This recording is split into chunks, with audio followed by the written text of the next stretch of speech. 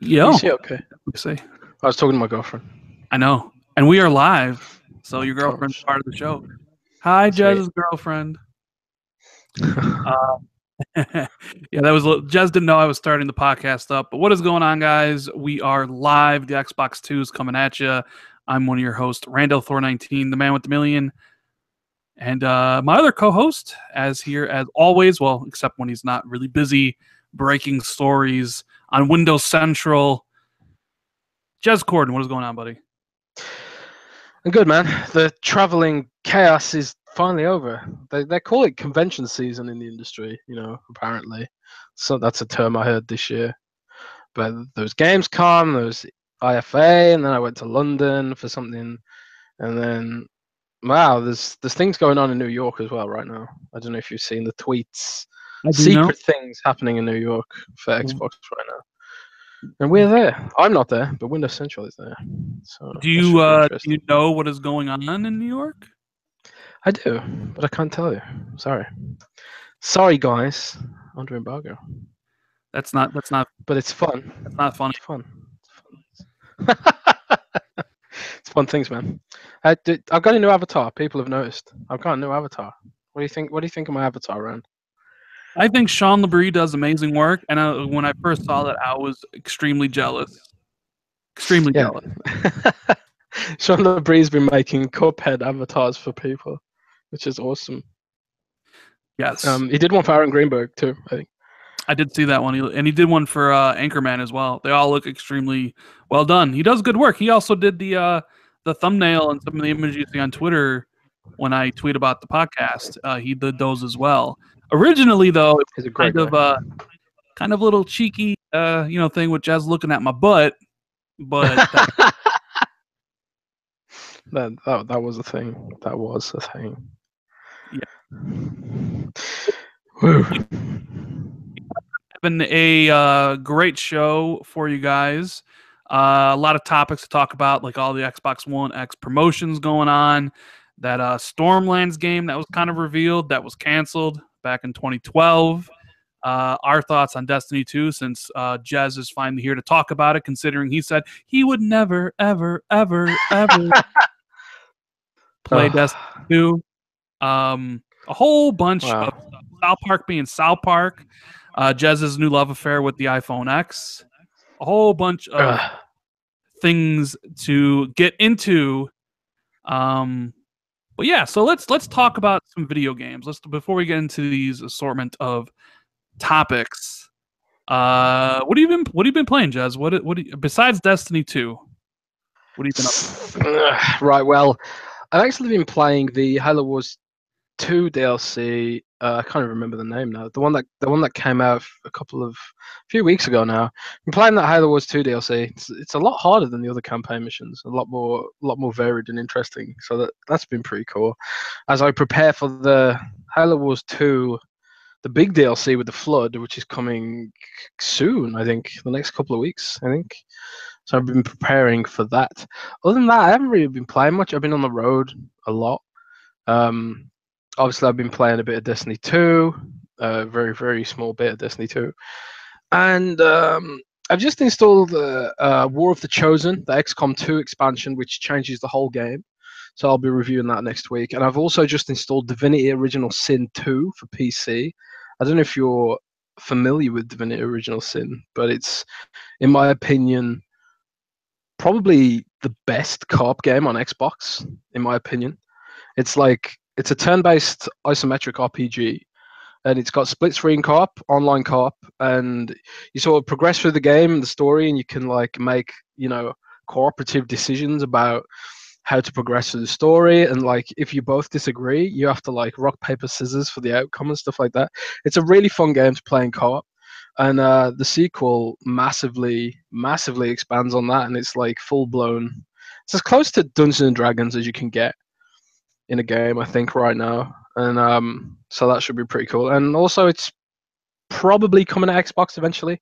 Focusing on PC now, but it'll probably come to Xbox too eventually. So that's pretty cool. Yeah, so that's what I've been doing, man.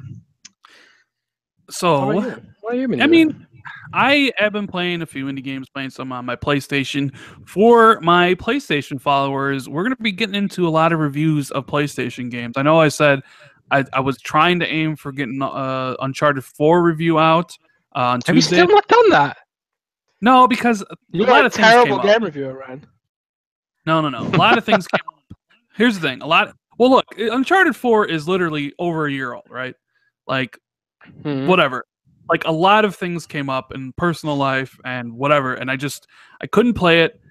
Plus, I was kind of getting Uncharted fatigue at a certain point because I had played the first 3 games so close back to back to back to back that like I kind of was feeling, even though I love the game, I was kind of like, like I'm gonna sit some time from this, right, to give it to breathe, which I did. So the current plan is I'm gonna have 3 PlayStation 4 reviews for exclusive PlayStation games, the next like 3 days. That's the current plan. So we're gonna be getting into some PlayStation stuff because, well, there's not a lot of games, indie games or kind of retail games. It's only really Destiny out right now. Xbox 2 and randomly talks about the PS4. I'm just letting you know what I've been playing. On the Xbox, I have been playing Maze. Have you heard about Maze a little bit there? Oh, I've seen screenshots of Maze, and it looks crazy. I don't actually know what it is. Can you fill me in? It's a first-person like adventure game where you go around and you pick up items and then you use them on something else to progress through the level, basically. So it's kind of a walking simulator, but with absolutely no story. But it's more of a puzzle game because like you'll pick up an English muffin and then like a hand and then like a nail and then like, oh, you need to like fill up the sink with acid to dissolve like the glove that the hand was in, so you can actually grab the actual hand, And it's it's with sentient corn, right? It's supposed to be this very humorous game, and I just didn't find it humorous whatsoever. So I didn't really. No, I didn't care for it one bit.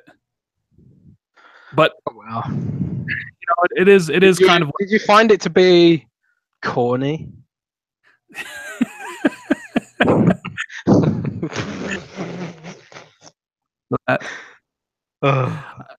No, I don't know. It's $20.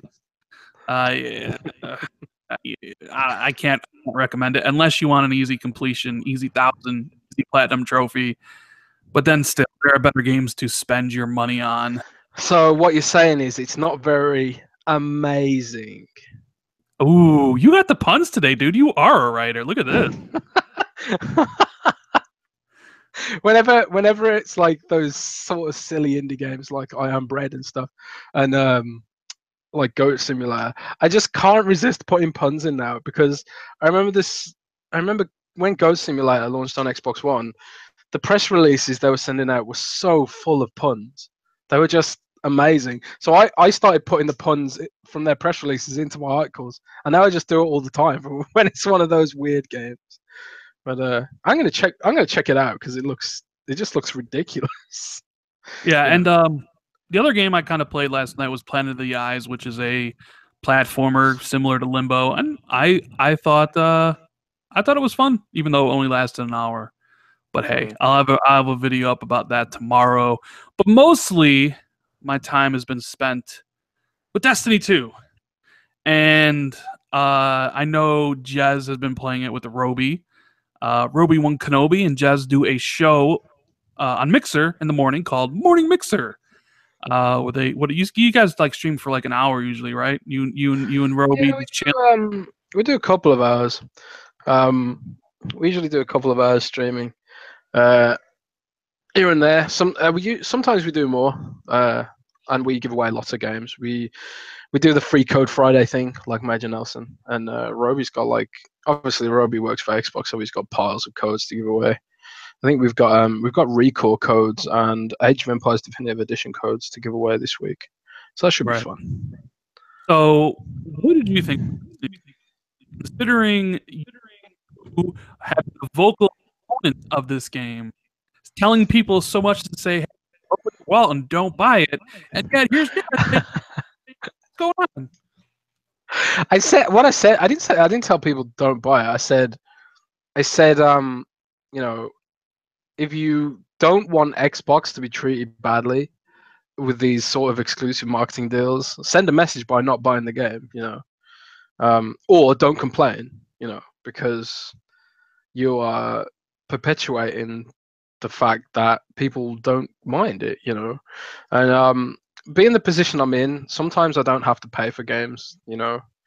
Luckily, but um, I was saying that I wasn't going to buy Destiny, and I haven't technically. I still haven't bought Destiny. I didn't. I didn't have to pay for it myself, so I'm lucky in that sense. But um, yeah, I'm also not reviewing the game. Someone Essential reviewed the game, and I believe they gave it 8 out of 10, which I think is generous based on my experience right now. I might do a mini review of my own at some point, but man, I don't get the hype around Destiny, and I don't know if it's just like maybe it's just something that people really like because it's aggressively designed around playing with friends. And if you've got like a group of friends that you play games regularly with, then Destiny 2 could be your ideal game. But for me, as someone who doesn't have any friends, it's so boring and shallow. Um, the classes are boring. They haven't been changed since the original game, which is boring. I mean, is this a sequel or an expansion? It's like $60 expansion. I mean, it's not what I expect from a sequel personally. So far, I'm level 12, so I haven't seen the whole game yet. I'm not willing to pass a final judgment. But it's like, what is this? Is this what counts as a sequel now? It's the same engine, pretty much, same everything, the same UI. It's like a Call of Duty copy and paste job so far. The environments look really great, but then Call of Duty's map packs always look great. Did this really need to be $60? Did this really need to be its own game, separated from the first one, or could it have Well, been an expansion? then some of your criticism can also apply to Gears 4, though. Well, kind of, maybe. But the thing about Gears 4 is, um, kind of a new studio under a new publisher, you know. So I think they had something to prove there. I think they played it really safe with Gears 4. They didn't really stray from the main formula, which was a big something I criticized them for, especially since they were saying things like they were going to betray fans and do something new. Gears 4 did nothing new. Gears 4 did nothing new. It was just more of the same, but it was bigger and better. Horde mode was a lot more. Horde mode was bigger and more expanded, and I like that a lot. The versus mode is pretty much the same, but they have supported really well, and they've added tons of free maps, so you can't fault them for that. The campaign didn't do too much different, but it was exciting and it looked great and it was gorgeous. And you can't really say that Gears 4 wasn't a step up, at least visually. I can't think you can really say Destiny 2 is a huge step up visually I from the mean, previous game. it definitely looks better from Destiny 1. Hmm. It's not on 360 and PS3 anymore. Well, why did they push it to 60 frames per second? That's the thing that I thought would be a no-brainer. Now that may, they've ditched the 360 and PS3. maybe they didn't want to push it to 60 frames because they wanted a selling point for the PC version. Hmm. No, that is possible, I guess. I mean, because But if like all console versions are 60 frames and the X and the Pro version are, say, checkerboarded 4K or native 4K, but they're all 60 frames, I mean, the PC version, yeah, it would be the better version because if you have a high end PC, but there's whatever people saying this stuff. Like, Destiny 2 CPU bound, blah blah blah blah blah. There's no reason it can't be 60 frames. The X and probably the Pro, they're both powerful enough to run that game at 60 frames. If Bungie was inclined to, make it work at 60 frames, there is no reason it can't be 60 frames. That CPU bound stuff is just an excuse. yeah, but I They mean, the same could be said to Gears 4. There's no reason Gears 4 campaign shouldn't be 60 frames. Well, on the Xbox One X, sure, you know. But the thing is, Gears of War's campaign, you know, you could argue that it's a cinematic experience and all that sort of stuff. But I think Gears of War 4 is going to be 60 frames on the X, isn't it? Or is it not? So Gears of War 4 on the X will only be 30 frames on campaign. They're not increasing the frame rate. Well, they could increase the frame rate and sacrifice resolution in the process, and they could do that on Destiny as well. You know, they could say, okay, we won't have 4K, we'll have 60 frames. And I think that at least having the option to do that would be the best way forward. I mean, look at Tomb Raider. Tomb Raider is giving us the option of 60 frames. And whereas Tomb Raider is not particularly a game where I would care so much about having 60 frames, because it's a single player game and it's a third person cinematic action game. I don't really care about having 60 frames on that. But a multiplayer shooter, as particularly in versus mode, and Gears of War is 60 frames in its versus mode, right? Yeah, Gears is 60 in versus. So at least it should be 60 there, and it's not. So I think that's just ridiculous. The argument that it's CPU bound and that's why it can't be 60 frames per second and it's 4v4 versus mode, that's just bullshit, man. I don't buy that. I mean, you know, yeah, I would prefer the game to be 60 as well. I don't know why they couldn't have 30 for PvE and 60 for the multiplayer, but I mean, we can go all day. Any game could be any resolution and any game could be any frame rate. It's all about what they're willing to compromise on, which is why a lot of people prefer playing on PC, because there's usually no compromises on PC. If you have a gaming rig that you spent $3,000 on, you'll get the absolute best resolution at the absolute best frame rate.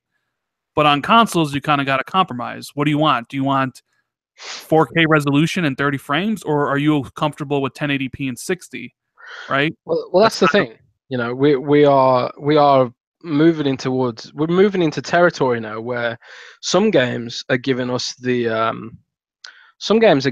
option of having 1080p and 60 frames per second, like Tomb Raider, whereas other games aren't giving us the option. And I think it's going to become more and more of an issue where gamers are going to start demanding this stuff. And it's like Assassin's Creed Origins is rumored to have a 60 frames per second mode. And again, it's like, why are the single player games taking point on this? Shouldn't it be the multiplayer games, really? You know, frame rates are more important in multiplayer games, in my opinion, especially when you consider the Xbox One supports like the FreeSync stuff as well. So I don't know. We're getting to like the deeper discussion of Destiny 2 because I haven't talked about it. You mentioned Tomb Raider, right? You mentioned how Tomb Raider's got the 3 modes. It's got the high fidelity 4K mode. It's also got kind of like the all bells and whistles mode, and it's got the 60 frames mode, right? Yeah. The thing that I wish I would see more from Microsoft themselves was if each one of their own games had that.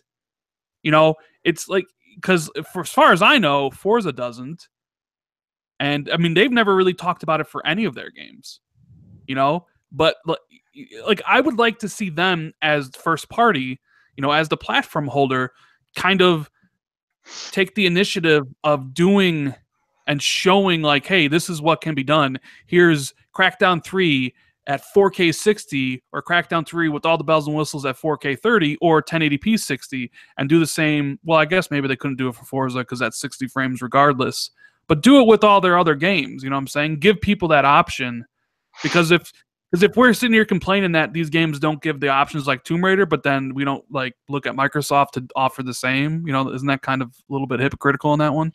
No, I totally agree. I think Microsoft should take point on that, and they should be offering people the options. But I think Microsoft, I think there's some anxiety, you know, about changing what people are used to, I guess. I think console gamers aren't used to the idea of having options. And I think, like I did say, shouldn't the multiplayer games be taking point on this? But I guess then they're nervous of taking point on it because you'll end up in a scenario where some gamers have, you know, the higher frame rates, and they have an advantage over the people with the higher resolution in some situations.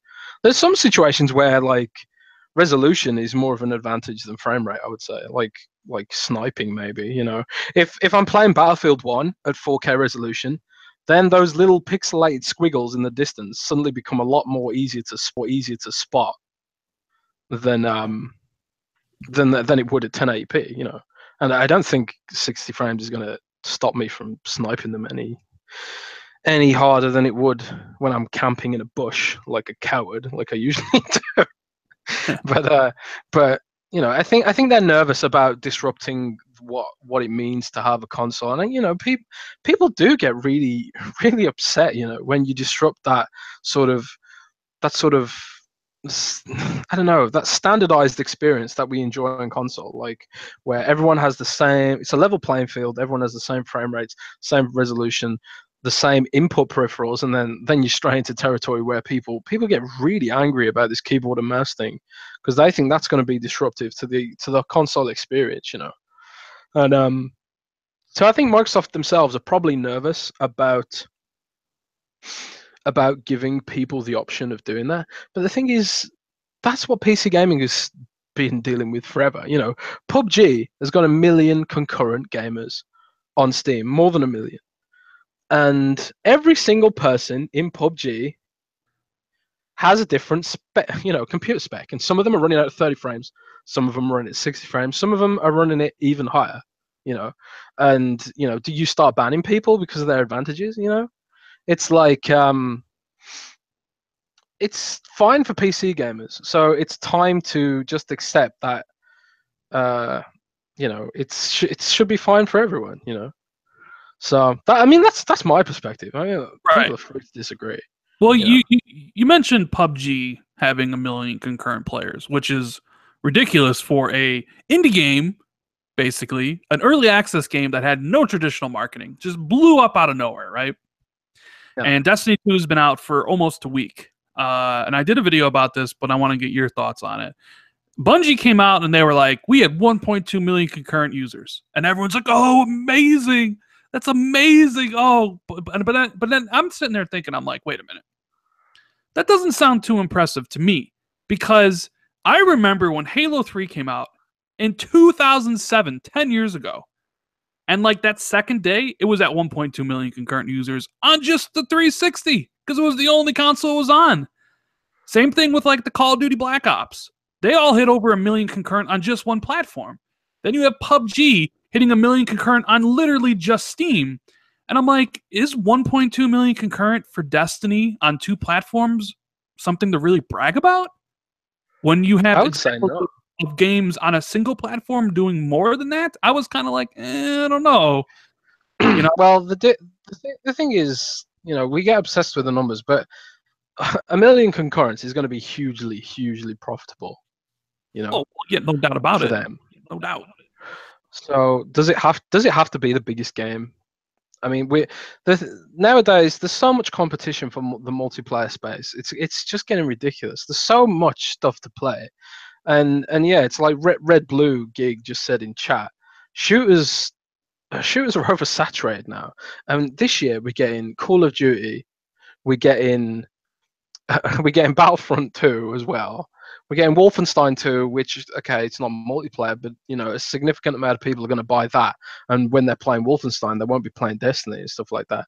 And then we're getting PUBG on Xbox One before the end of 2017. Can you imagine if, you know, people bitch that Crackdown 3 was delayed, but can you imagine how badly Crackdown would have gotten squashed this holiday season?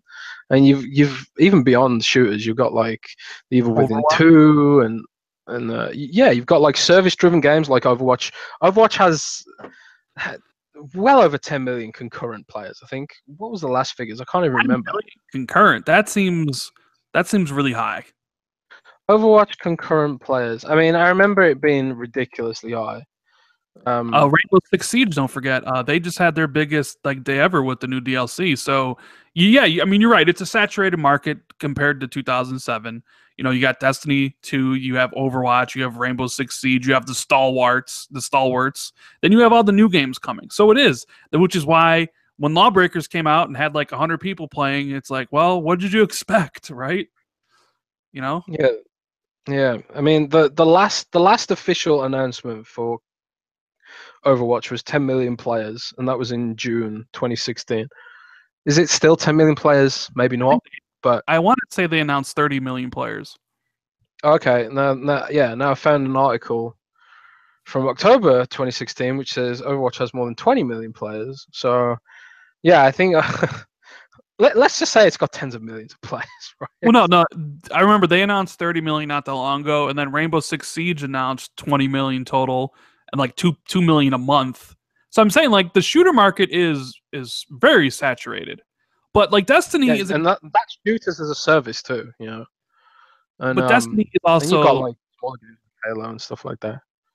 well, Destiny is also like the kind of was the first kind of games as a service game to hit this gen. Wouldn't you agree? Back in 2014.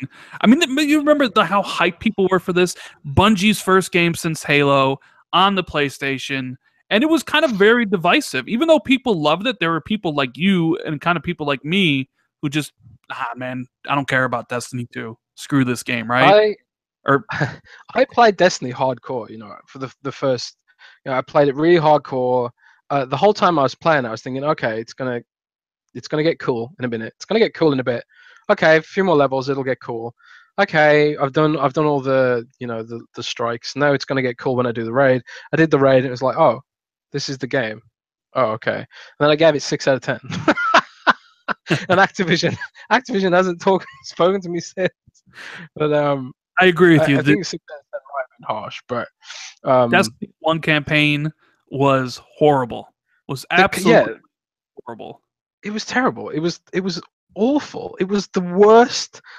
The Destiny 1's campaign was the worst thing ever, and I was so burned by the marketing, you know, and you know that infamous quote that you see those mountains, you can go there, and then you actually try and go there, and there's just like an invisible wall or an infinite drop or something. The world was so soulless, you know. I mean, it was great, but it was just like, and it looked great, but it was without a soul, you know. There was just like nothing there. Copy and pasted enemy spawns, and you know, all this sort of arbitrary loot that made you look like a clown, and you know, it was like all the mistakes that vanilla World of Warcraft made, and reimagined as a shooter, you know. And Destiny 2 is doing the same stuff. You know, I'm getting the same clown-looking armor where all the armor pieces are different colors, and now shaders like are no longer infinite; they're like finite. So you have to like buy loot crates to get more shaders and stuff like that. And all the enemies are the same. It's a sequel, but the enemies are just recolors of Destiny 1. I really feel like I'm just playing Destiny 1 again. You know, all my abilities are the same. Grenade, punch. Okay, now I've got a healing thing, which I never use because it's unnecessary most of the time. And I'm still just feeling the same old Destiny feeling that just sort of bores me to tears. You know? Right. I mean, I get it. Look, it is okay. Here's the thing. So I said in my video, Destiny 2 is a better version of Destiny 1. However, if you don't like Destiny, if you don't like the core mechanics in the game, if you don't like the grind, if you didn't like Destiny 1, you're not going to like. You won't like Destiny 2.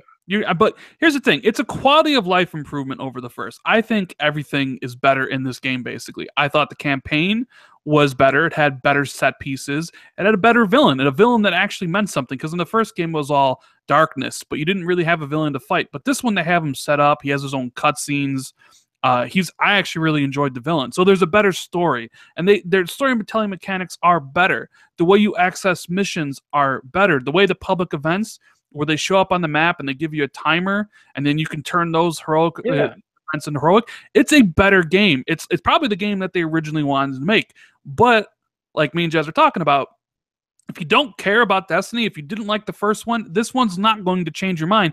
But you could say that for anything. If you didn't like Gears 3, you're not going to like Gears 4. If you don't like Uncharted 3 or Uncharted 2, you're not going to like Uncharted 4. If you didn't like Last of Us, you're not going to like Last of Us 2.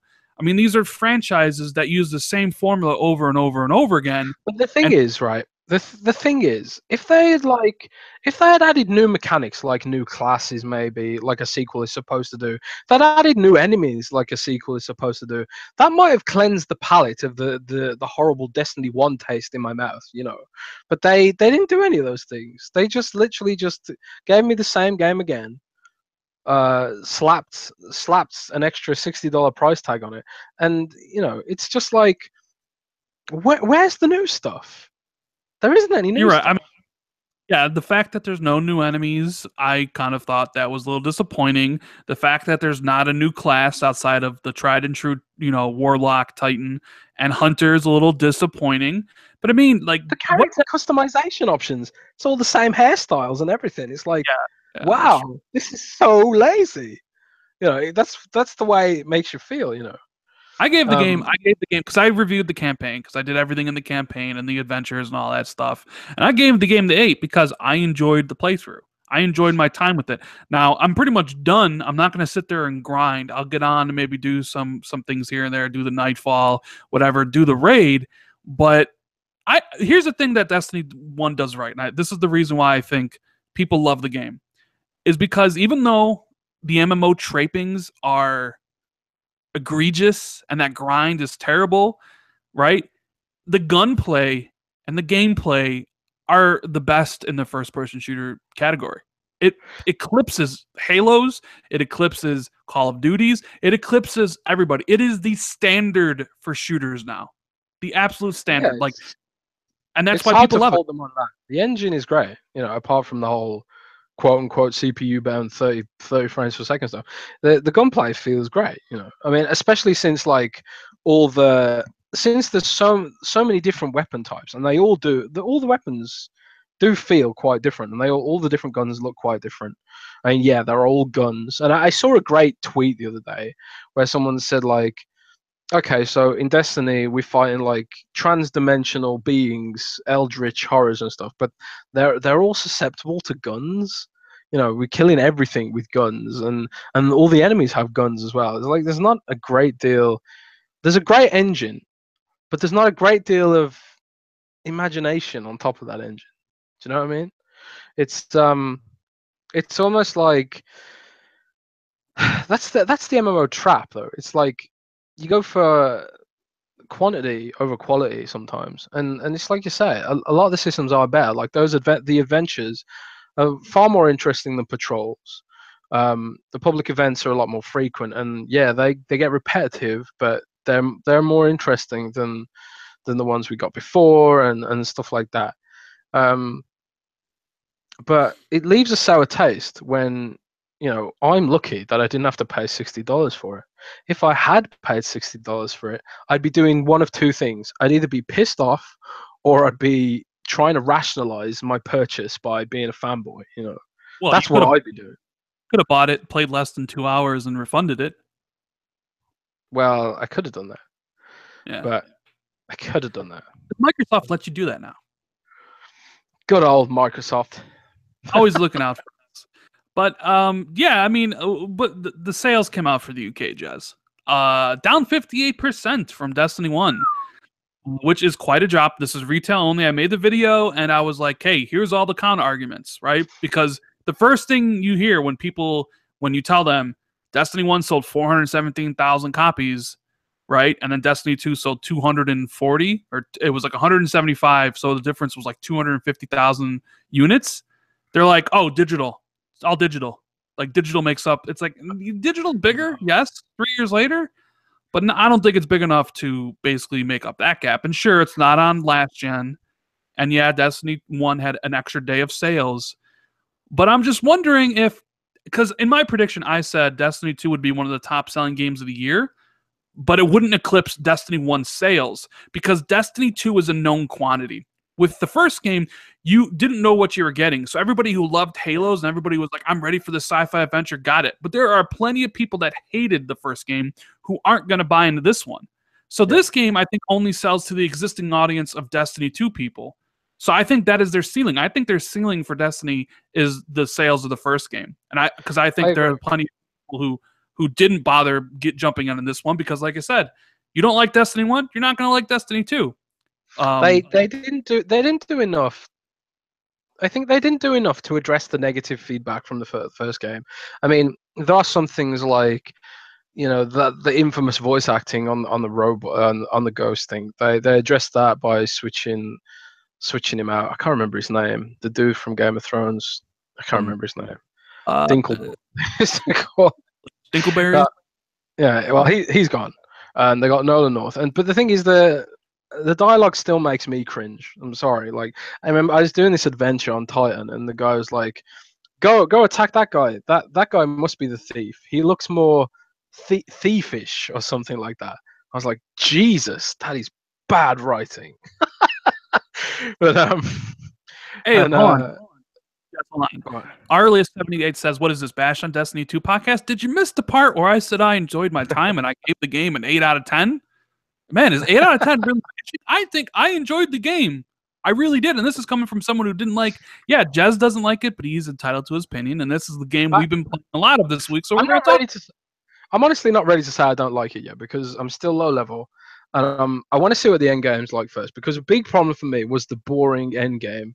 And not only that, was as someone who has a really busy schedule, a lot of the content was locked out for me because I could very rarely organize a raid team. So I only ran the final raid a few times, and after that, it was too much effort for me to get a raid together. But now they've got this guided raid system and they've got the clan system, so like I should be able to jump in with people from my clan and do raids a little more easily than I could in the first game. So that's addressing that feedback. But it's like I said earlier, they haven't done enough to cleanse the palette from people who were pissed off about Destiny 1. They didn't do enough to emphasize new features from Destiny 1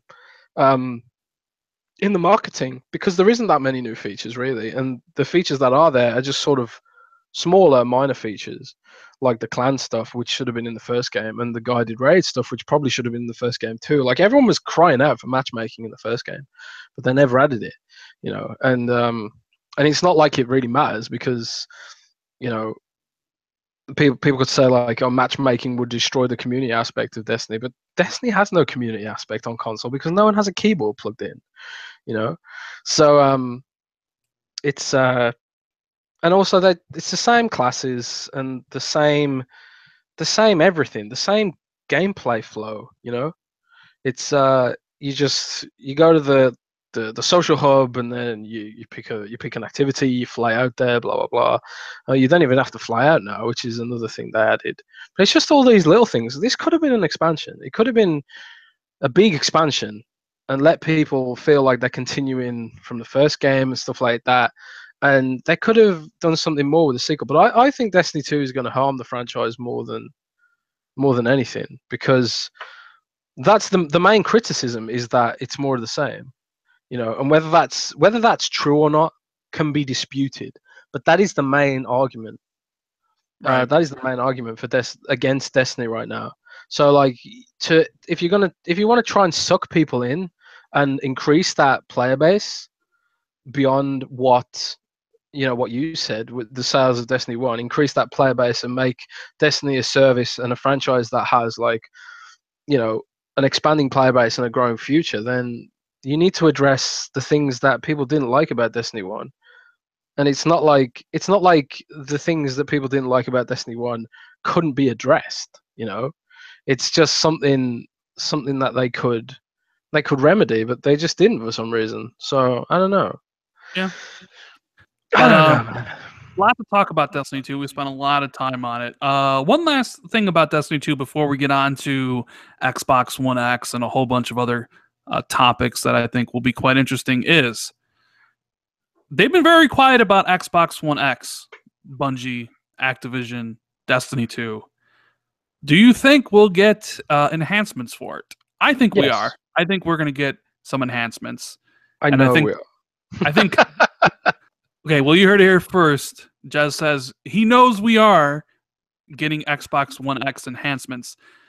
I wonder when we'll be able to find out. I have a feeling it'll be November 7th when the system launches, is when they'll probably be able to find out about it. Yeah, so I think any Xbox One X enhancements are going to be they're going to be. It's all about the marketing deal with Sony. They probably can't say anything right now because of the marketing deal. They can't even acknowledge that it exists, and we'll probably get a post on Xbox Wire at some point, like a brief interview with. I mean, quite, you know, remember this. Remember what I say here, because this is probably how it's going to go down.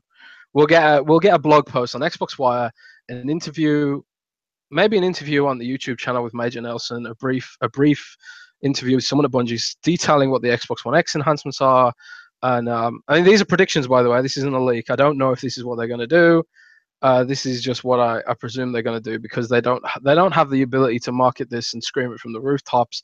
Like, you're not going to get an Xbox One X Destiny in like bundle. You're not going to get that.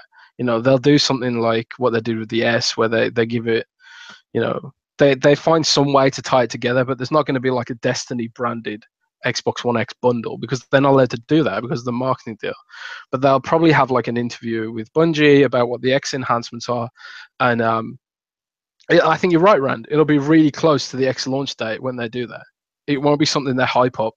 It won't be something they're allowed to talk about a lot or market. It'll just be one of those things like, yep, we're doing this, and here it's coming. Because of that marketing deal, I think it's going to be a low key thing. But I think Xbox fans will be happy with what they're doing to the X version. Yeah, it's just a shame that it's basically 2 months later, because at that point, Call of Duty and Star Wars Battlefront will be out, you know. So, you know, and like, I mean, I guess it would work for like the first DLC expansion, which is coming in December. But yeah, Xbox One X enhancements probably, most likely, as Jez says, definitely coming probably around the launch of the X. It's going to be interesting to see what they do and how, you know, if they go above and beyond what the Pro offers and stuff like that. Anyways, so that's it. That's the Destiny portion of the podcast. We're going to return you to the regular scheduled rest of the show.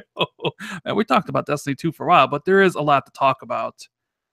Destiny is a controversial subject, man. Yeah, you know, there's always this kind of idea that people float out where it was like when Bungie was going to break up from Microsoft, and this idea is like they wanted to make a new IP, but Microsoft was like, no, you're making Halo forever, and then they left, obviously, to chase more money with Activision. How much would this have been different if Microsoft still built 343, did Halo, and then let Bungie make Destiny? Or do you think they were like Bungie was always going to leave because they wanted to own their own IP so they can make more money? Yeah, I think I don't think I don't think it was anything sinister. They're probably just, you know, they were always an independent company, and they were always contracted to make Halo games. They weren't ever part of Microsoft. They were always a contracted company, like Remedy were. You know, Remedy made Alan Wake, and they made Quantum Break. Bungie was owned by Microsoft. Microsoft bought them right before Halo 1 came out. They were owned. Much like Naughty Dog. Bungie was owned by Microsoft. They own them. Bungie bought themselves out back from Microsoft in 2010. Like, they bought their freedom from Microsoft. And Microsoft, in return, I believe, owns 15% of Bungie. So, you know, they make whatever. But yeah, no, like Bungie was owned by Microsoft. All right.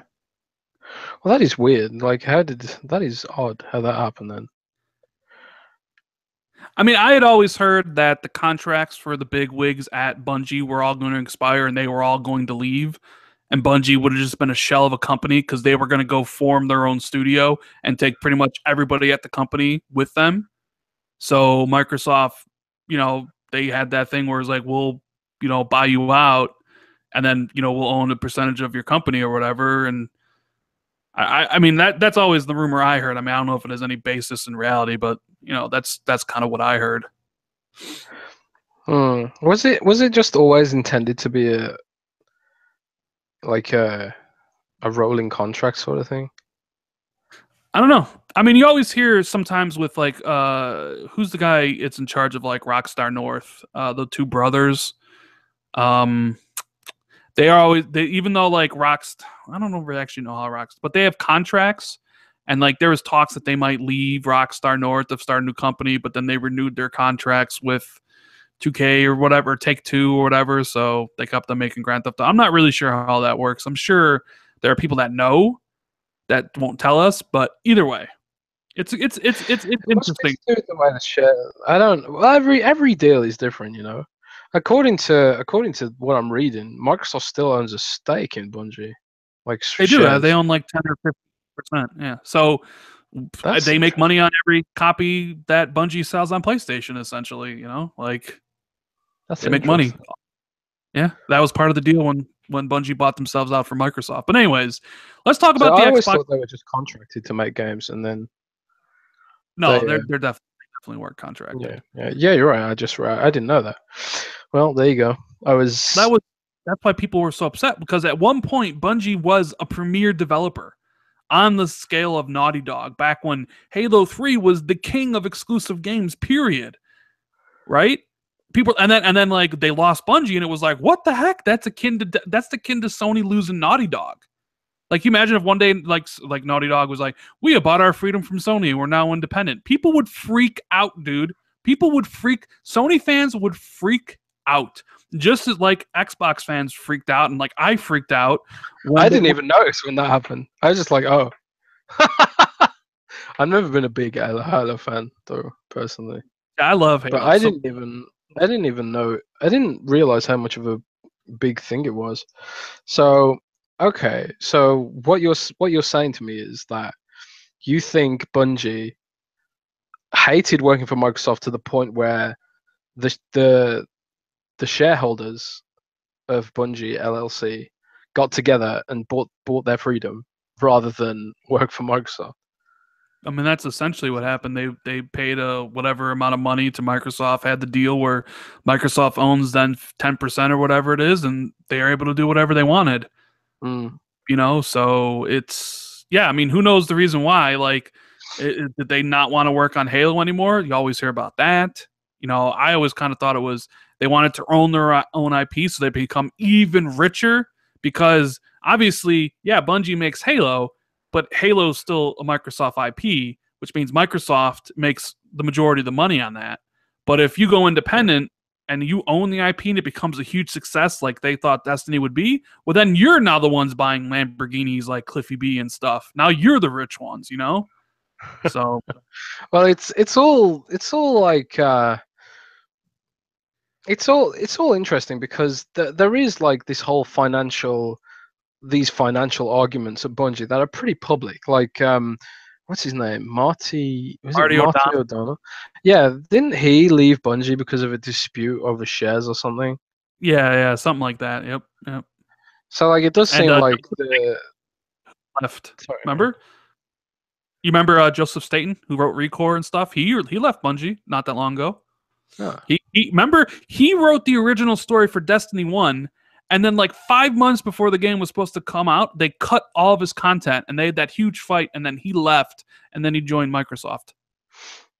That's so weird. I mean, there must be so much stuff that goes on behind the scenes that like would put everything into perspective that we'll just never know. We'll never really know. Maybe like in 10 years after Bungie collapses and someone leaks it to Kotaku or something. But it is all kind of interesting. All right. Well, that's enough Destiny. we could probably talk for 2 hours about Destiny, but Xbox One X, they have another promotion, Jez, coming out here in the US. But it's announced yet. I did a video about it because I saw the leaked image. Aaron Greenberg has confirmed that they have a new deal with Mountain Dews and Doritos. What? Sorry, I just love that stereotype, man. That the Mountain Dew and Doritos thing. I just love that stereotype so much. It's my favorite. No, yeah, that's what do gamers eat? They eat Taco Bell and Mountain Dew and Doritos. Do it. It's like you got Dorito crumbs all over your Xbox controller and Mountain Dew staining your beard. You know, that is literally my life. It's kind of insulting when you think about it. Like Taco Bell and Mountain Dew and Doritos. That's kind of, anyways. You can't even get Taco Bell in the UK. This sucks. Yeah, But so this one is similar to what they did in 2013, where you buy a Mountain Dew or Doritos product, you get a like a code, you enter down the code and you get points, and you accrue a whole bunch of points, and then you can bid essentially on an auction for an Xbox One X, and they're going to be giving one away every 60 seconds, and it's supposed to start sometime at the end of the month. So we have this huge thing with Taco Bell that's currently going on right now. We have another one coming up with Mountain Dew and Doritos. I got to say, I got to hand it to Microsoft. I got to hand it to Aaron Greenberg and Mike Nichols' team. They are going at least all out with the promotional aspect of the Xbox One X before the system comes out. We have to wait and see what the YouTube videos and like commercials will be on TV and places. But I think they're doing a pretty good job of at least getting the early word out there about this new system that's coming out later this year. The Taco Bell one was huge. It worked really well for Sony when they did it. And they got this one with Doritos and Mountain Dew. So I think they're hitting all the bases. And I think they're doing a pretty good job, at least the promotional aspect of getting word about the Xbox One X out there. But we're going to have to wait and see if they followed up with some really kick-ass commercials, because I think that's what's really kind of going to sell the system is the advertising. What do you think?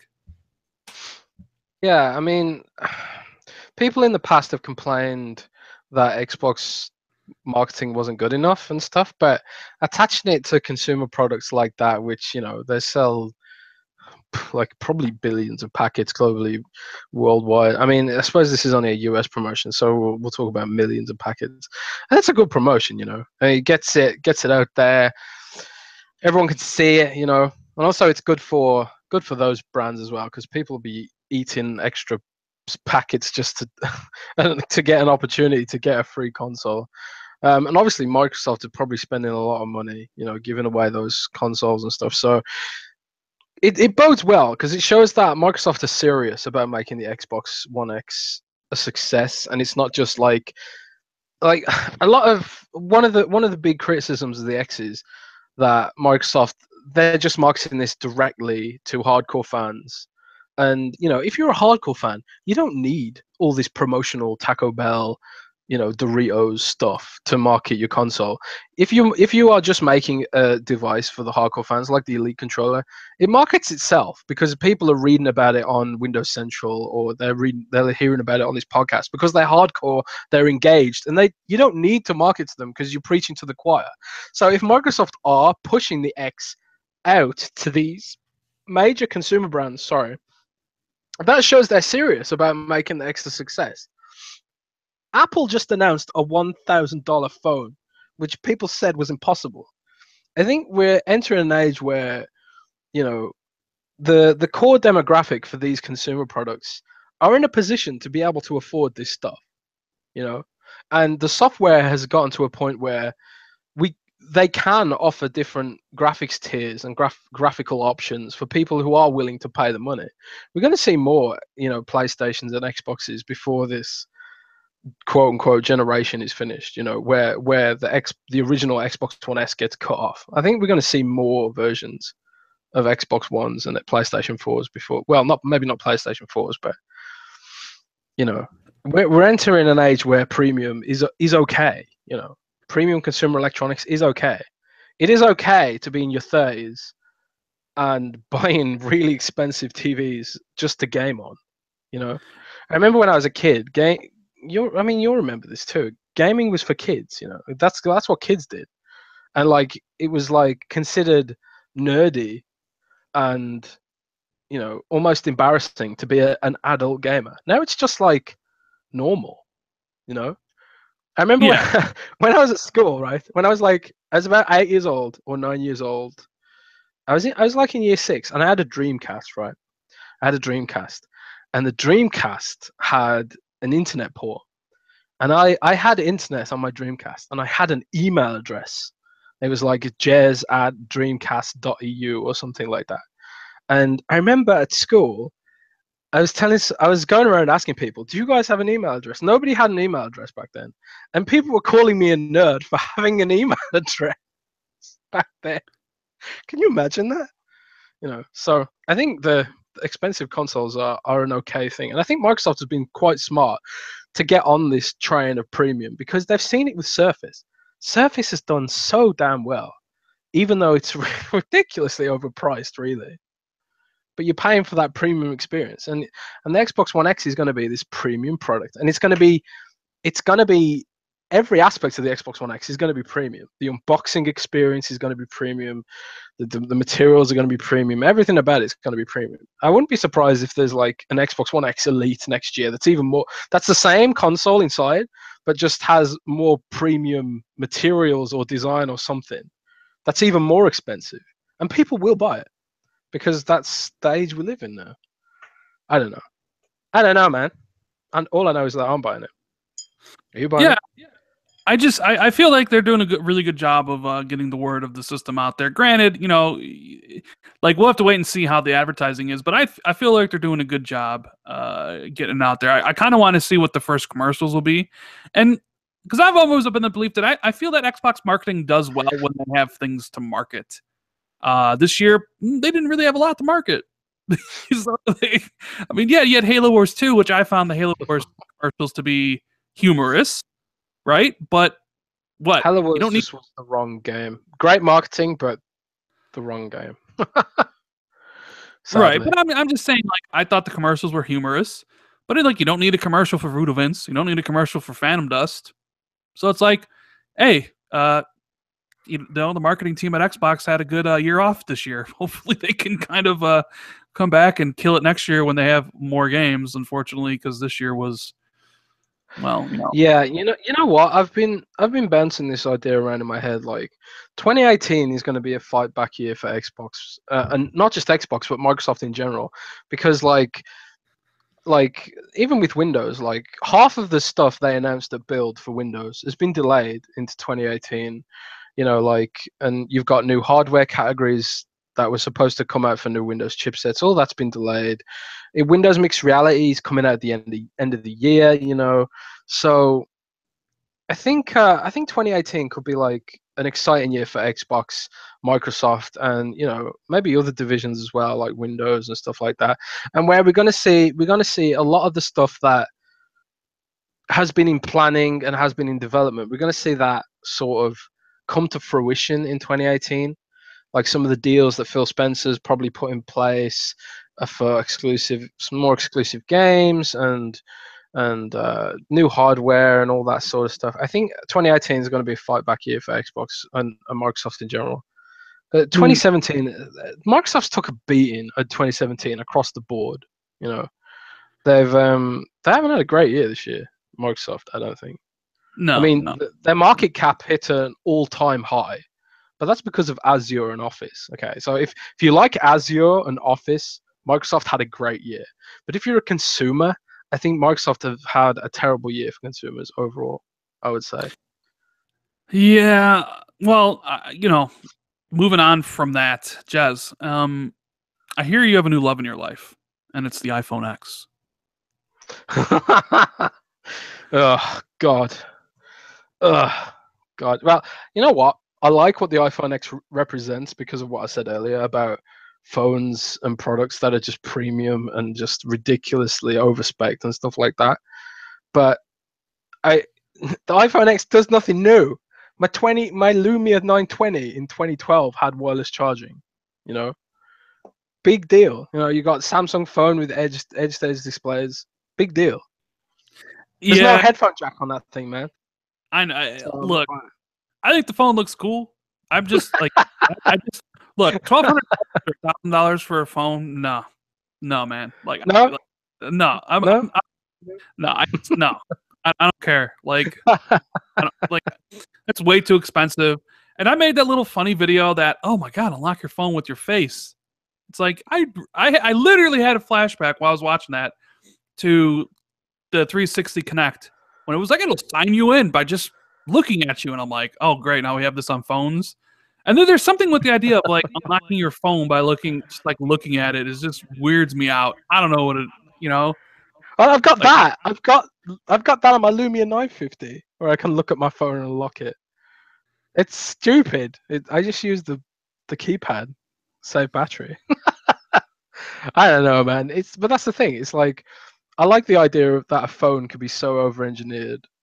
But that it can have all this stuff.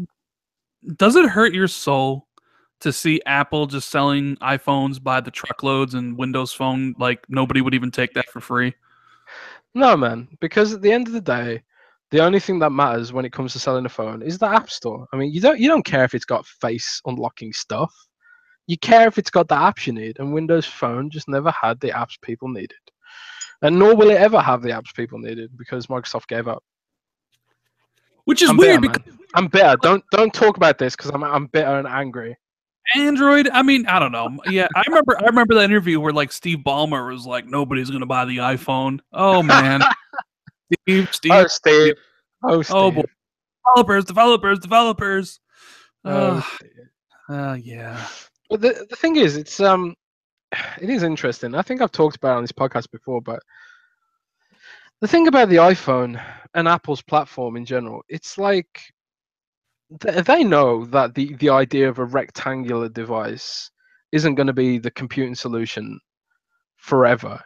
That's not going to be the main computing solution, which is why they're leveraging the iPhone to create holograms now, like Apple's AR kit thing. They are creating mixed reality apps using the iPhone, using the regular iPhone's camera, whereas Microsoft have the HoloLens, and HoloLens was really impressive 2 years ago, but nobody's making apps for it because nobody owns Windows mixed reality things.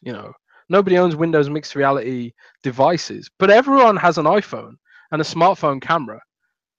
So people are already making Windows mixed reality apps. I mean, mixed reality apps for iPhone that Microsoft won't have. So Microsoft have already lost another platform there. Yeah. Well, I don't know. Did you see that Sky game from that game company, the people who made Journey, is a mobile first game? It's going to be iOS exclusive before it comes out on other platforms. Well, yeah, I mean, they announced it on stage as an exclusive, and then they tweeted it out like coming first to mobiles and stuff.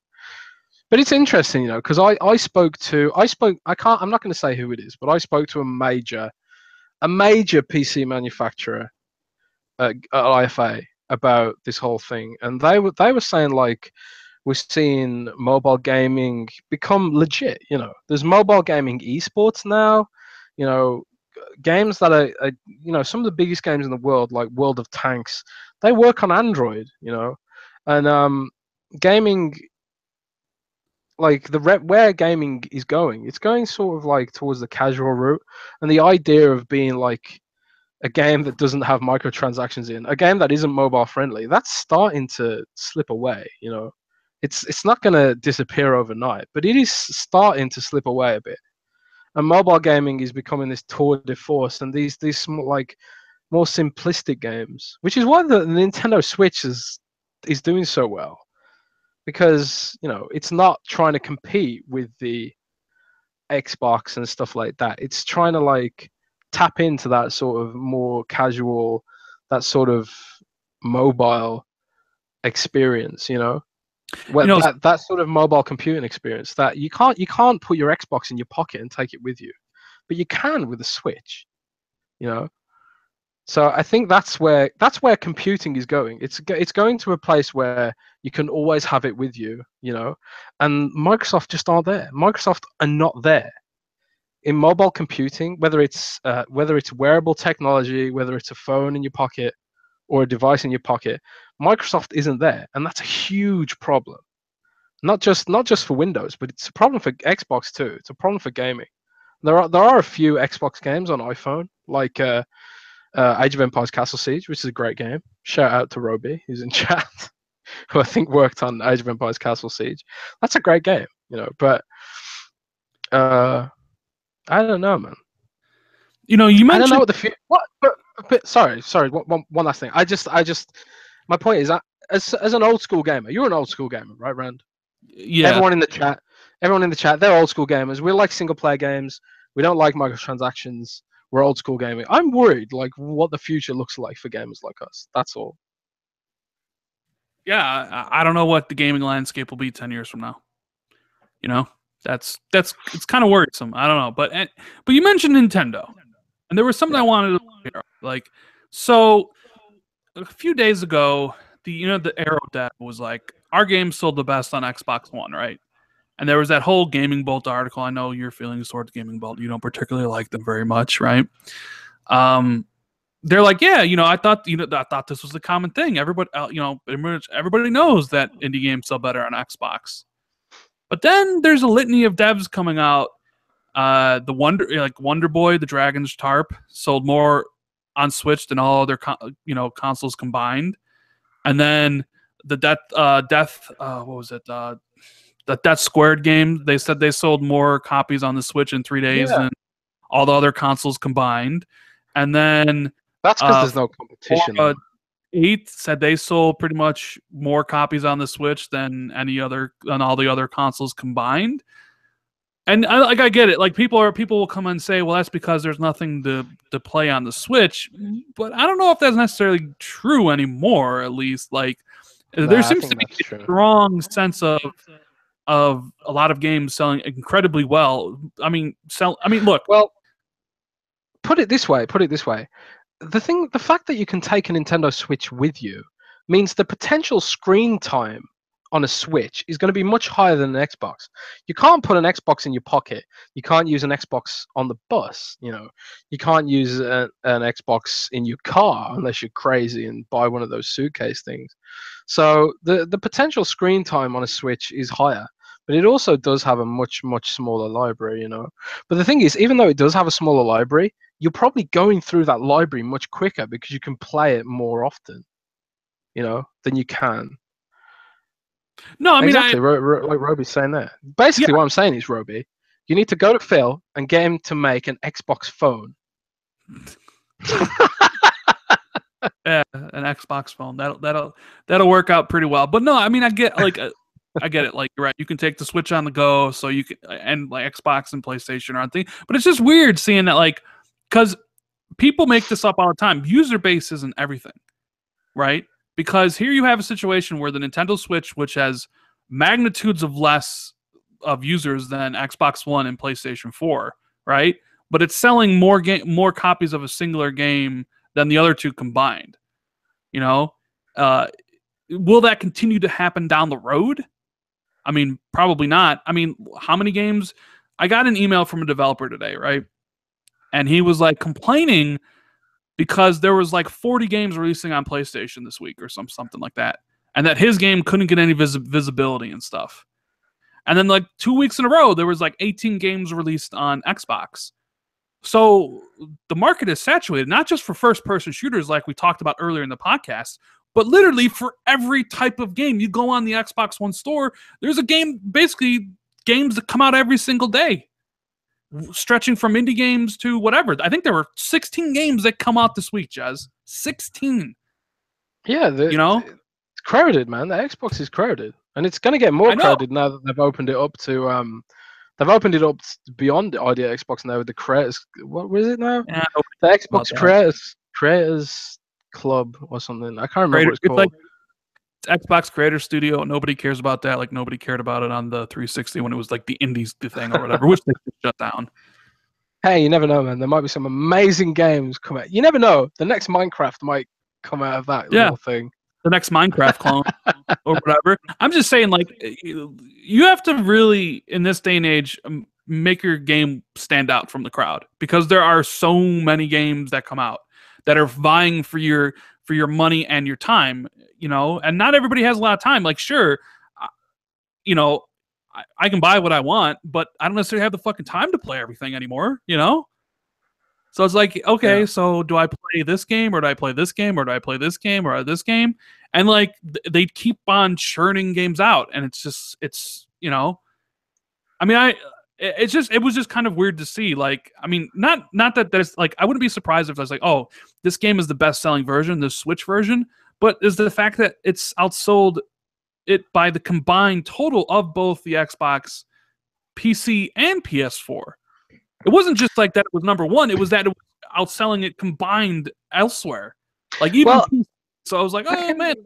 I can explain it, I mean, the thing is, there's less competition from these AAA developers who market their games. For example, you walk around in the UK, you watch TV, there's Destiny adverts everywhere, man. They're all over TV. They're on billboards. Even when I was in Germany, there was Destiny adverts on TV in German. All that sort of stuff. And it's like, if you're Death Squared, how do you compete with that? You can't compete with that. And we have a similar problem on Windows Central, right? Now, one of my best articles of this year was Ultimate Guide to City Skylines, right?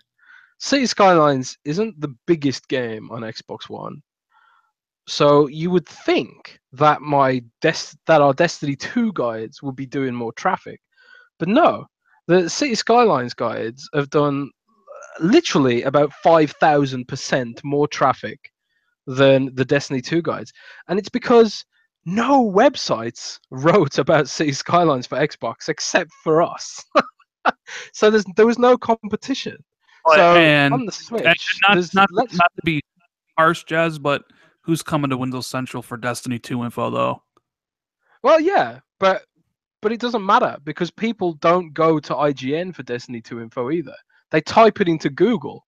They type City Skylines Guide, Xbox, and they hit enter on Google. They don't even type it into Google. They just type it straight into their address bar in their browser. And because IGN didn't write that content, I got all the clicks. Now, IGN have their own Destiny guides, and their SEO is going to be way better than ours because they're a much, much bigger website. So we don't, because the competition for Destiny 2 information, IGN and the bigger sites beat us, and we don't even get a look in. And it's like that on the Switch. There's no AAA content on the Switch, or very, very, very, very little. So that's why a small casual indie game, which you might play like a mobile game, which you can pick up and play, do a couple of levels. Like Death Squared is a game that's structured like, it's level based. You do a level, you put it in your pocket again. You're on the bus, you're doing a commute. You have a quick game on Death Squared. You do a level, you put it back in your pocket. You don't do that with Destiny 2. You have a big session. If I start doing an adventure in Destiny 2, how long is that going to take? You don't really know. The gameplay cycle is different. So Death Squared gameplay loop it fits more on a mobile device than it does on a AAA console. So that's why it does better. There's like loads of factors to this. But games that don't do that well on console that do well on Switch, it's not just because the Xbox is oversaturated. It's just because it's a different form factor. Death Squared fits better on a portable than it does on a console. Yeah, I guess the bigger news will be if like a AAA game launched simultaneously on all of them, and then the Switch was like, "Oh, we sold the best, all of them combined." Then you'd be like, I think the Switch is I don't think it. For a while there, I was thinking maybe it was a flash in the pan, but I think it's here to stay. I think it's gonna cause a lot of trouble for PlayStation and Xbox because I subscribe to the theory, because like even though Phil and all these other people are like, we're not competing with the Switch. Yes, you are. You are. Like they're both video. Look, anything that could possibly take your time and your money away from something else is competition. I don't know if I agree with that. Like the thing is because like I said, because the Switch has different use cases. You can't take your Xbox with you. So if the Switch has more screen time on a specific game, it's not because the Switch is doing better than the Xbox. It's because you can literally take your Switch with you anywhere. You can't do that with an Xbox. So it's a different use case. And I don't think they're competing with the Switch yet. But they could be in the future, but I don't think they are now. Because if you want your games to look the best, they have to be on the X. They have to be on the Pro. They can't be on the Switch because the Switch is weak sauce, man. So on that basis, I don't think it's competing with the Xbox One just yet because it's a different form factor. It's like saying an Android phone competes with the Xbox One. You don't own an Xbox One or an Android phone. You own them both. And I think that's the thing with the Switch. And for most people, the Switch isn't going to be their central gaming device except for maybe young children, I would say. See, the difference is I think if you're spending time buying stuff and playing stuff on the Switch, you're not spending time and spending money and buying games for your Xbox. That's where the competition comes in. Yeah, you could say maybe There is crossover. There is. nobody's really determining, hey, should I get an Android phone or should I get an Xbox, right? Because they're two different things. However, if you're spending your time on your phone buying games on there, you may not have the time or the money to buy things on your Xbox. So there is sort of that competition, not necessarily just for your money, but also for what's more important, your time. That's kind of what I'm going at. These things that take up your time, they're all in competition. All these things are in competition with one another. Yeah, I don't disagree with that. And that's part of the reason why mobile gaming has been able to rise to prominence in general. Is because for a lot of people, especially people who didn't grow up gaming like we did, all they know really is Candy Crush and maybe Minecraft Pocket Edition and sort of stuff like that. If you put them in front of a complicated game like, I don't know, Elite Dangerous, or not even Elite Dangerous, like something like Battlefield 1, which isn't immediately obvious how to play Battlefield 1 optimally. And then like even Call of Duty, if you've never played a shooter before, it's like trying to learn how to pilot a rocket, It's for the next generation, gaming, they see gaming in a very different way. So it's going to be interesting to find out, because at the moment, our generation, the kids who grew up in the 90s and the early 2000s playing the original Xbox, the PlayStation 2 and PlayStation 1, and even earlier than that at the minute, Microsoft is catering towards us because we've got the purchasing power. We are the people with income and disposable income. We're the people with the credit cards and that sort of stuff. But when the next generation comes around, are they going to be inclined to spend as much on gaming as we are?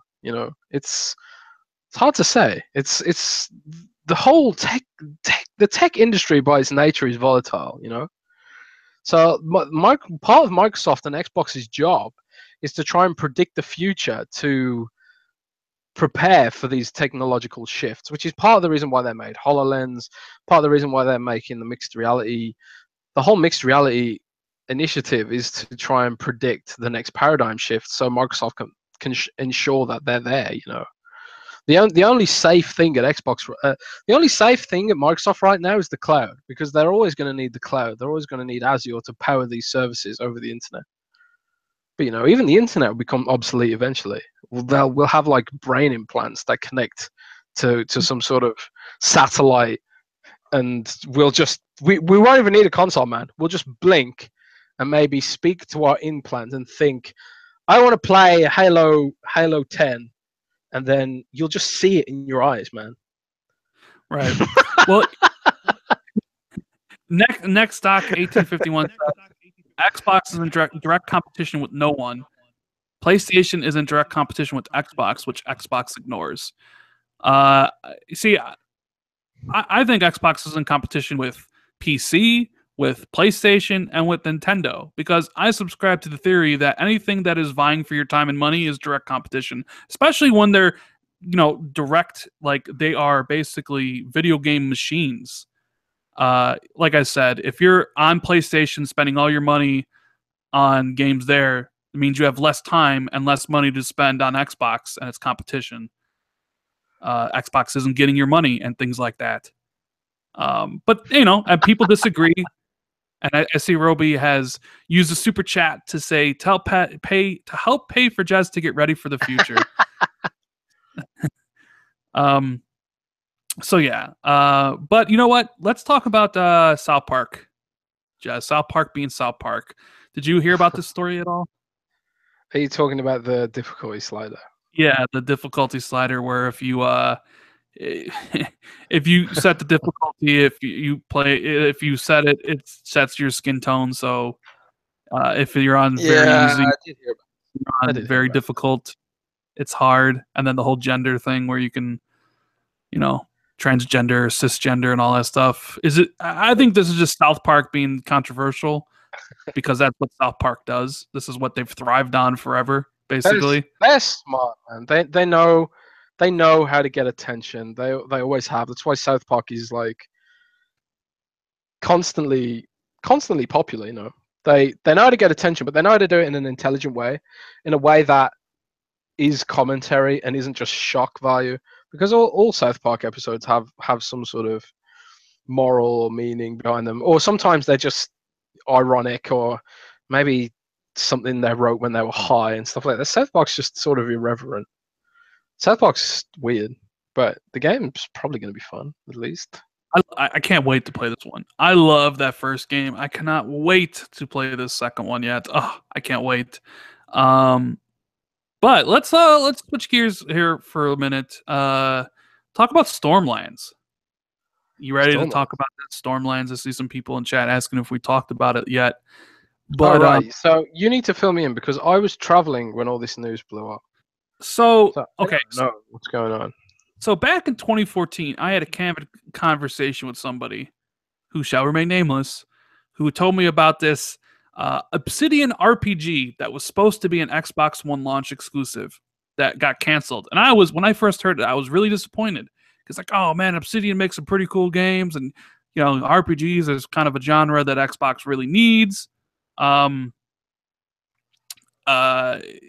So it came out because Eurogamer has had this like a bunch of interviews with Obsidian for their game Tyranny or whatever, and it came out that they showed off the demo for this game. This game was real. This game was a game that was supposed to be an Xbox One launch exclusive from Obsidian, and it was like kind of highlighted by this thing called the Million Man Raid. And it was like, the pitch was like, basically you're playing this RPG and you come across the distance and there's this huge enemy out in the distance. And as you go towards it, you see everybody who's playing the game all fighting this thing. And through the power of the cloud, it would make it feasible, and then would upload these clips, and you get these clips and partaking the raid or whatever. So it basically sounded like a Destiny public event, right? Where you have people kind of come in or whatever. But yeah, so it sounded amazing and actually looked good, like from the 360 demo that they have pictures up on Eurogamer. It looked pretty cool, but it got canceled for a lot of different reasons. They said that they never had the core game like finalized, and Microsoft kind of kept on throwing more features at it because they had like one producer wanted this thing and then another producer wanting something else, and the game kind of falling apart, and all Microsoft would do would just throw more money and more people at it, but that wasn't the issue. And then like he never went to Microsoft and have a sit down talk with Don Matrick and the people there to kind of like say, no, this is what we need to focus on. And the game kind of got unwieldy and was like a mess, and they basically got the phone call in 2012 to, yeah, the game's canceled, sorry. Which, made them kind of like, turn to like Pillars of Eternity and the other stuff. But it's just interesting, one, to read about a canceled game that nobody ever heard of, basically, because we never really hear and read about these types of stuff. But then also interesting that this news kind of comes out at a time where like, Scalebound was canceled, Fable Legends is canceled. There's kind of that stigma on Microsoft, and then this kind of article really doesn't really do anything to help that, even though this is something that happened 5 years ago, What do you think? Yeah, well, it's a hot topic, and good news outlets will, write about things that are a hot topic, and Xbox canceling games is a hot topic, and they're pretty, I bet that article did really well for them.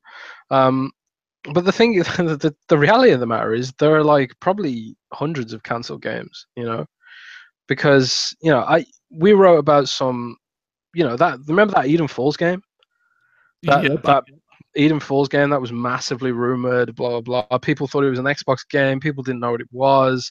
All sorts of studios were cited as being involved in that sort of stuff, and then we leaked it, and it was actually just a Windows Phone 8 game.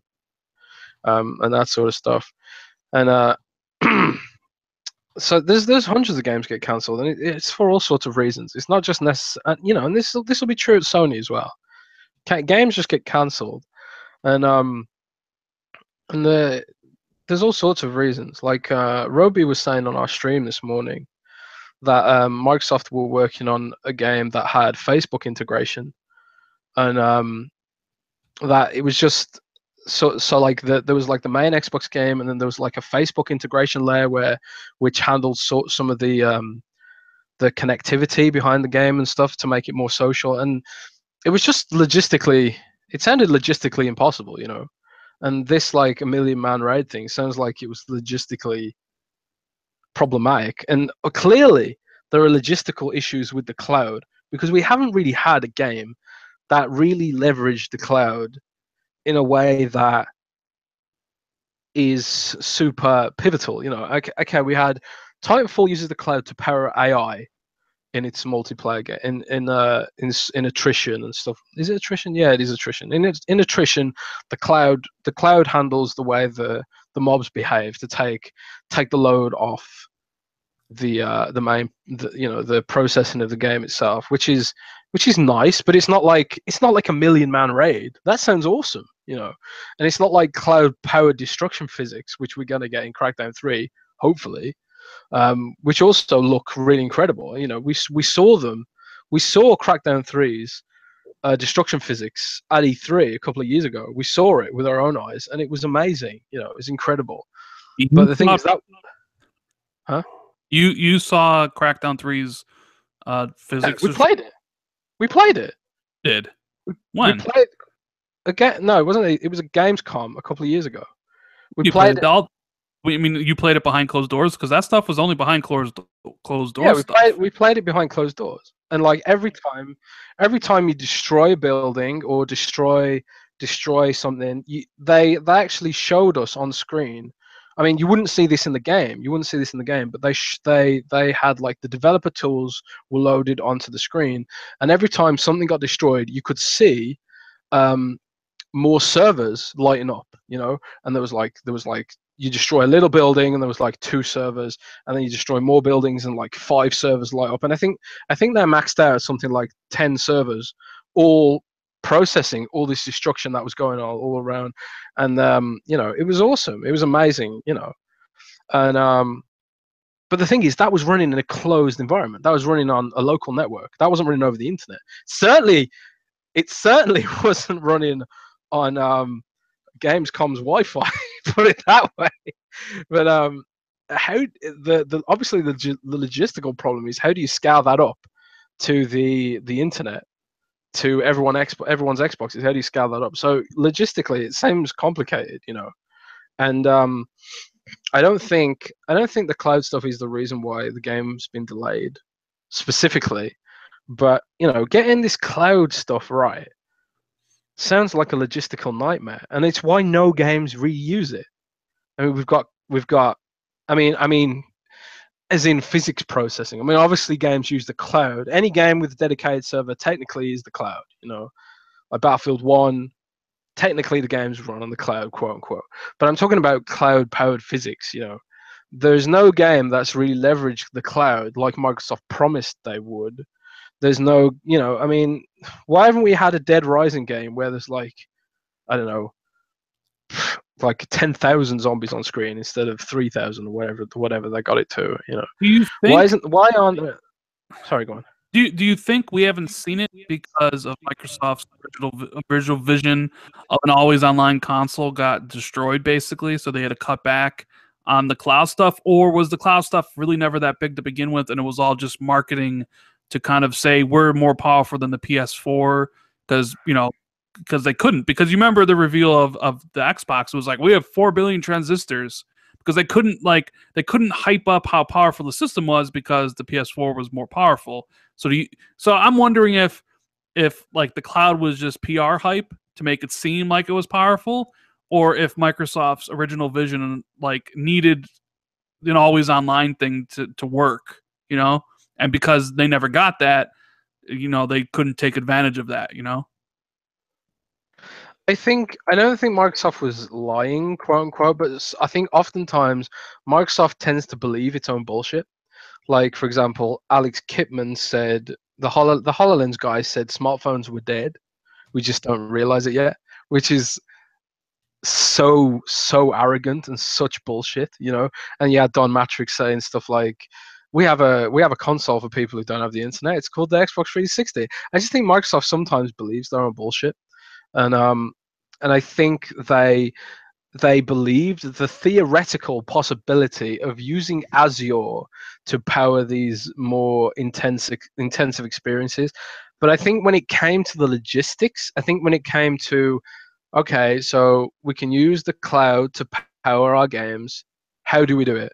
And more importantly, why do we do it? Does this make the game more fun? Does it actually help anything? And like clearly this they've been teasing Crackdown 3's destruction for years now, and it's only in the multiplayer mode too. So it's not like the cloud is always this pervasive thing that'll help every aspect of the game, because you've got the logistical problem of, okay, we've got a single player game. How do we add cloud-based destruction into a single player game, which is potentially going to be offline? That's a logistical problem. And how do you include that logistical issue into the gameplay loop of a game that's probably going to be played offline, often going to be played offline, maybe? You know, it's Microsoft thinking too far ahead as usual and getting it wrong. In the future, when internet speeds are ubiquitously high, in the future where we're all running 6G, super internet fields beaming into our brains, the stuff I was talking about earlier, the futuristic vision. That's the bullshit Microsoft believes. They're like, yeah, cloud-based physics will be a thing, but only when the internet can handle it. At the minute, there's just too many logistical hurdles to make it worth anyone's time and money, because presumably it costs money to run all those servers. Presumably it costs money to include those features into the gameplay loop when no one's really asked for it. I mean, have you ever played a game and thought, what would make this game better? Cloud-based destruction physics. Have you ever played a game and thought that? No, but I have thought, what would make this game better? A freaking story, maybe. Come on. What Like, story?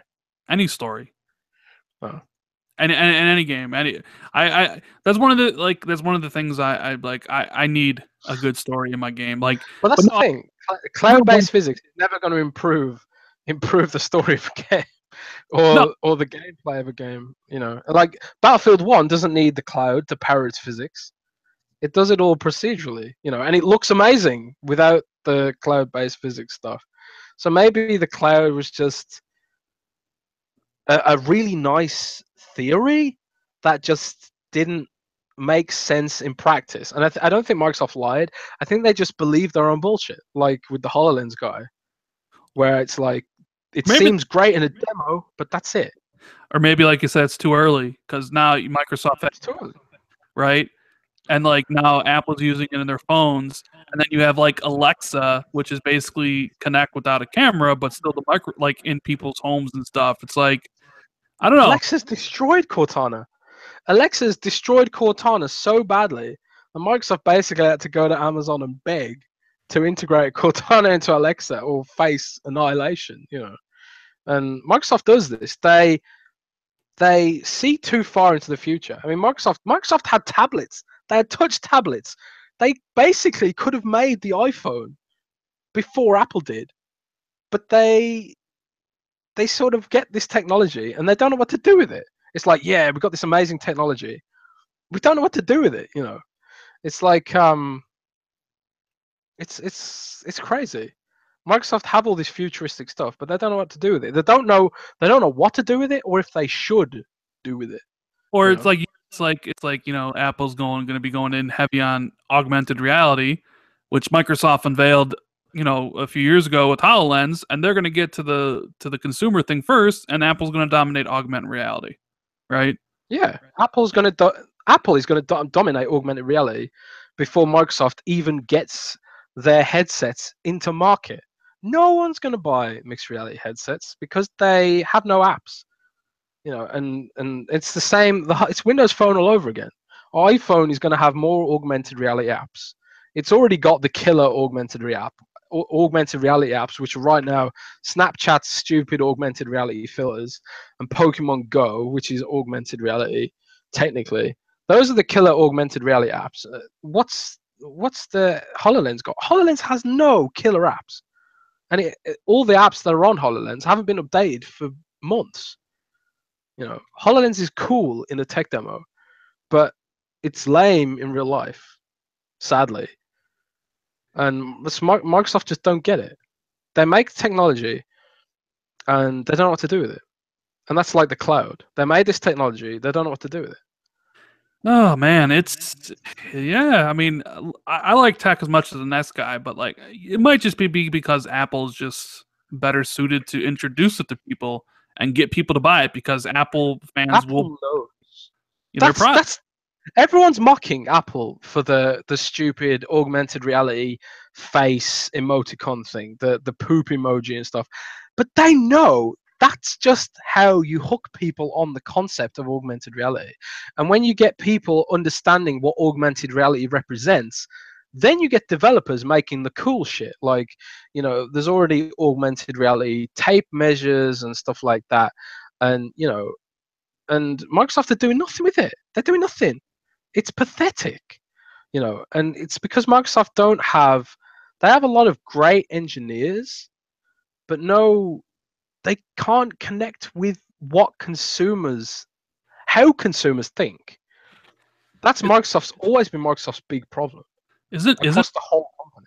Isn't Roby an engineer? You damn well better say Roby's a good engineer. Microsoft has good engineers. Roby's a producer. Oh, okay. Well, they have good producers.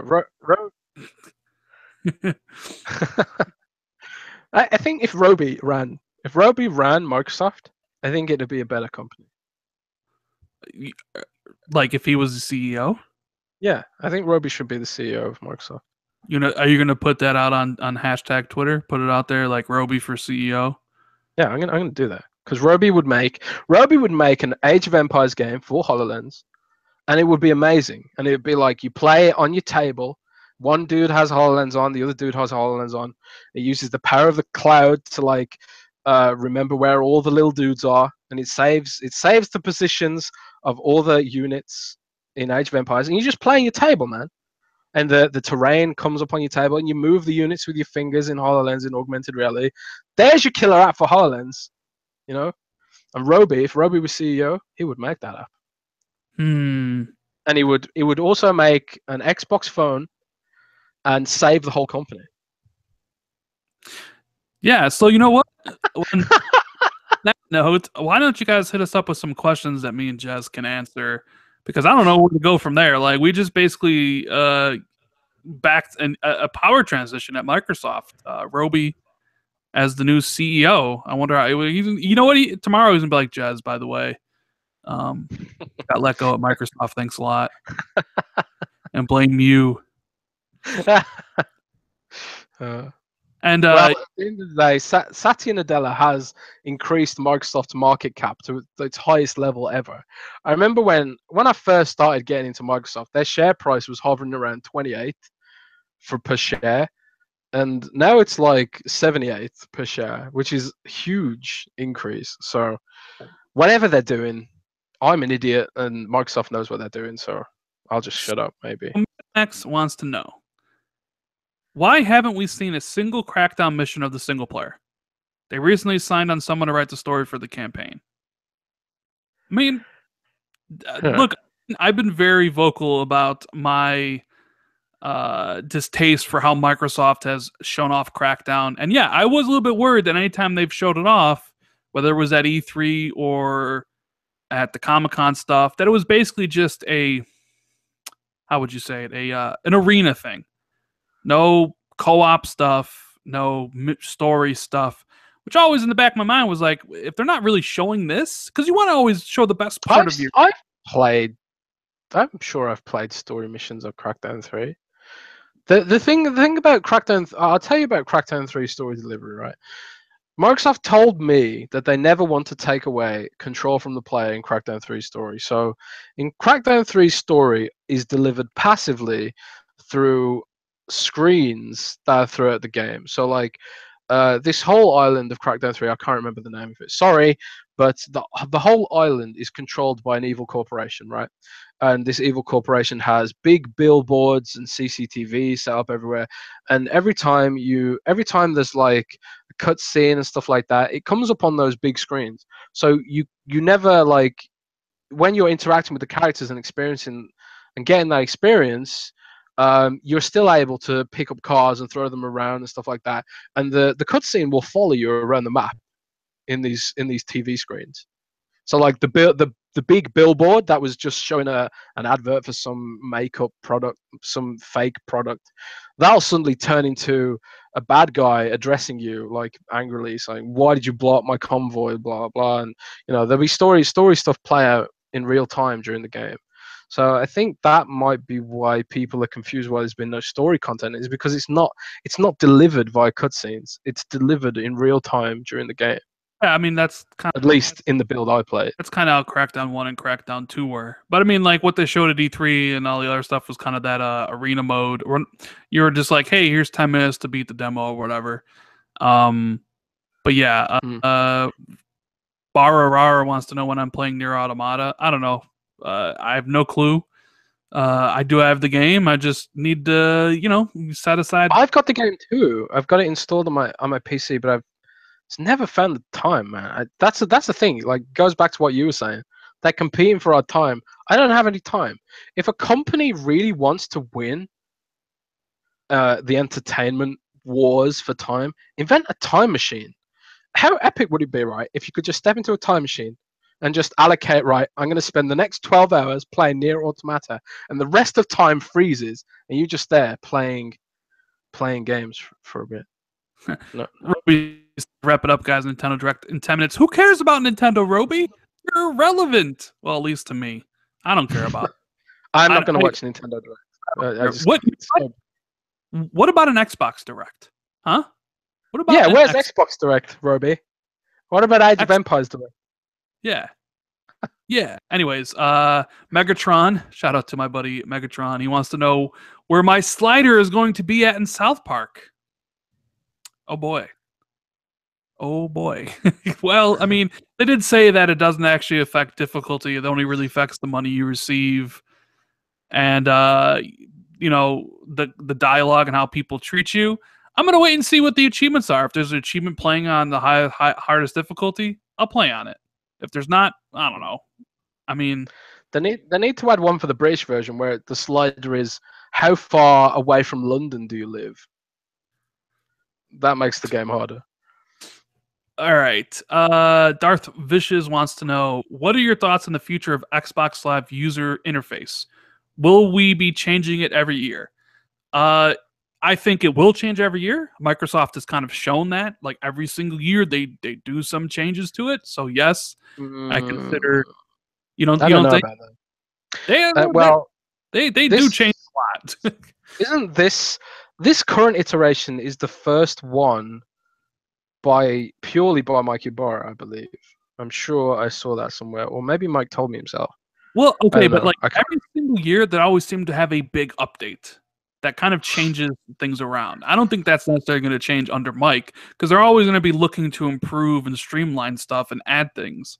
So like what it looks like today, a year from now, it might look the same, but there'll be tweaks and things will be different. I don't think they're ever going to be like, this is what the home will be like, and it's going to look exactly like this 5 years from now. You know what I'm saying?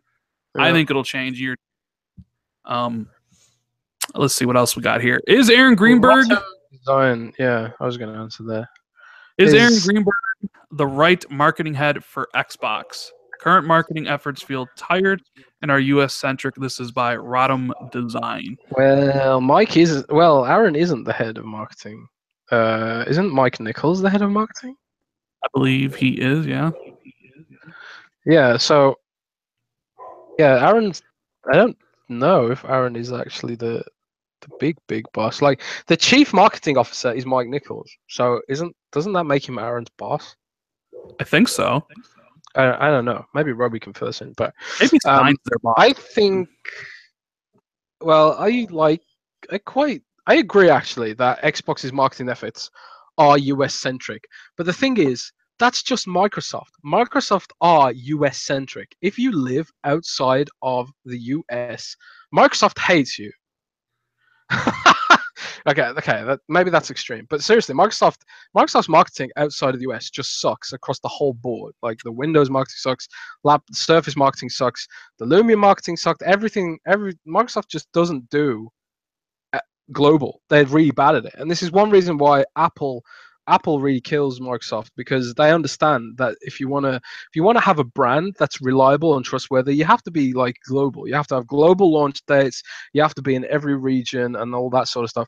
Microsoft just don't do that, and I think part of that reason is it's part of its company culture. It's not Aaron's fault. It's just company culture, you know. So I do think Microsoft needs to really, if it wants to be a consumer company, it needs to start thinking globally. And it's not like Microsoft can't afford it. Microsoft can afford it. And thanks for joining us, Robbie. Enjoy your stupid Nintendo games. The what Nintendo games are there, Rand? Mario. Yeah, enjoy your stupid Mario. Well, there's a rumor going around that then they're going to announce a From Software Nintendo like partnership today. So maybe like the next Dark Souls or something will be exclusive to Nintendo Switch or something. Well, Nintendo have a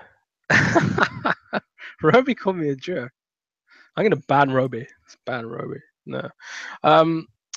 From Software partnership with Nintendo. Well, thing about Nintendo is they've got money to burn, man. Nintendo have like billions of dollars in the bank just sitting there accumulating interest. You know, Nintendo are a very rich company, so they can throw their money around if they want to. You know, right? But that's what those sorts of partnerships will be. From Software is a good partner to have. I was hoping Microsoft would secretly announce a From Software partnership and give us a sequel to Ninja Blade, because I think I was the only person in the world who actually liked that game. Yeah, well, I mean, this is probably a good time to end the show since everybody wants to go watch Nintendo do Nintendo things on a Nintendo show on Nintendo's YouTube channel. I hope you all enjoy that. But anyways, thank you guys so much for hanging out with me and Jez for episode 23 of the Xbox 2. If you enjoyed the show, please do us a big favor and hit that like button, as it helps out the show a lot. Consider subscribing to the YouTube channel. If you just stumbled across it, or if you haven't already, make sure you click that subscribe, hit the notification bell next to it, and subscribe to Jez on Twitter. His link is in the description as well. Jez loves his Twitter. Jez Twitter is life. Make sure you subscribe to that. And also, make sure you get your gaming news from Windows Central, because Jez writes a lot of articles. And speaking of articles, and you got anything coming up on Windows Central anytime soon, Jez? I haven't reviewed a game for weeks, so I'm actually going to make a point of reviewing some games next week.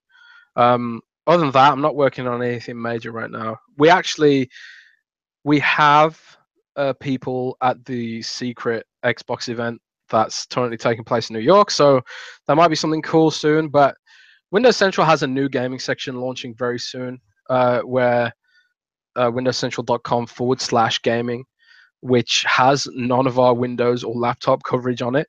So it'd be more like a real legit gaming website. I'm pretty excited for launching that. So, but that'll be fun, and hopefully, like maybe Rand, because I'm completely in charge of that, we can actually post our podcasts on that webpage too. Nice. And Rob hit us up with the super chat saying, for the Nintendo Direct show, of course, Rob, we wouldn't want you to keep you away from your Marios and your Pikmins and stuff. So with that, we're going to end the show. We had about 200. Thank you guys so much for rocking out with us. We will be back next week on the 20th for episode 24. Who knows what we'll be talking about then. But anyways, guys, thank you so much for being here, and we are out of here. Enjoy your Nintendo, babies.